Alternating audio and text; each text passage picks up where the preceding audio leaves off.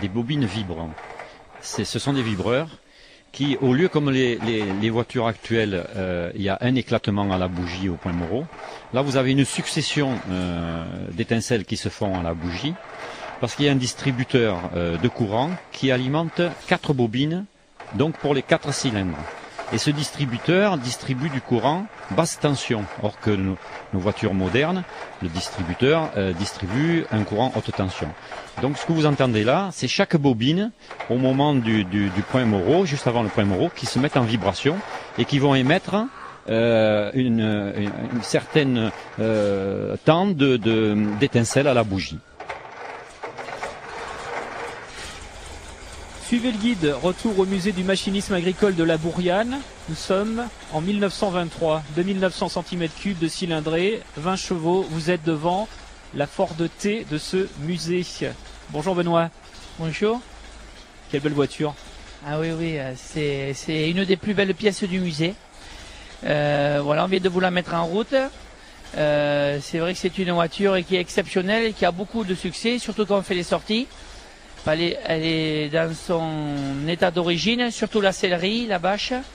On a refait une grosse réflexion, bien sûr, mécanique, peinture. C'est extraordinaire cette voiture. Elle est, j'en rêve même presque la nuit. Une voiture qui a marqué l'histoire automobile. Henry Ford, modèle américain, première voiture assemblée à la chaîne. Tout à fait. C'était les premières voitures fabriquées en série. Ce qui est particulier sur ce véhicule, c'est la conduite. La conduite, c'est-à-dire que vous n'avez pas de levier de vitesse. Vous êtes toujours débrayé. Le frein à main, en fait, c'est frein à main au fond, au milieu débrayé et devant embrayé. Alors, pour la conduite, vous avez l'avance et l'accélérateur au volant. Pour rouler sur la route, vous avez donc la pédale de gauche appuyée à fond, c'est la première. Vous la relâchez, vous êtes en seconde. Pour reculer, c'est la pédale du milieu avec légèrement celle-là de gauche. Et pour freiner, à droite. Et aussi ce véhicule est freine par câble sur les roues arrière. Donc très très peu de freinage. Voilà. Si je vous suis bien, il faut être plusieurs pour rouler avec. Ah oui, c'est vrai qu'au début, quand on l'a mis en route, qu'on a fait les essais sur la route, c'est pas facile. Il faut conjuguer tous ces leviers en même temps et en plus avec la richesse. Voilà, qui est sur le tableau de bord. Au niveau des carburants pour ces véhicules anciens, ils arrivent à rouler avec des carburants actuels ou pas? Oui, c'est-à-dire que moi j'emploie le samplon 98 avec l'additif. Voilà, parce qu'ils nous ont enlevé bien sûr le super 97. Parce que maintenant dans l'essence, il n'y a plus du plomb, c'est du potassium. Vous la conduisez la Ford T, vous, de temps en temps? Alors la Ford T, c'est assez particulier, comme vous a expliqué Benoît. Personnellement, je n'y prends aucun plaisir, vu la complexité de la chose. Et c'est toujours beau à écouter, à regarder. Hein.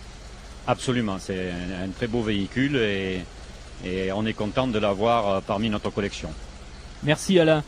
Benoît, elle est formidable, elle ne s'arrête pas. Ah oui, elle ne va plus s'arrêter. Hein. C'est-à-dire qu'elle n'avait pas démarré depuis quelques temps, donc elle nous a été un petit peu difficile la mise en route, parce que c'est pas facile, il faut conjuguer, lui enlever de l'avance, mettre ce qu'il faut en gaz et régler aussi la richesse. Mais vous avez vu, ça démarre au quart de tour, hein, et à la manivelle, c'est vraiment au quart. Je vais vous faire la démonstration. On y va, rien que pour vous d'en suivre le guide. Démarrage d'une Ford T.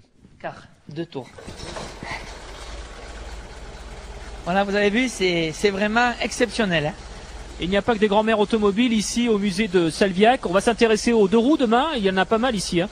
Oui, il y a pas mal de cycles, cyclos et motos. Et voilà, et on verra un triporteur Peugeot qui est vraiment dans un état exceptionnel.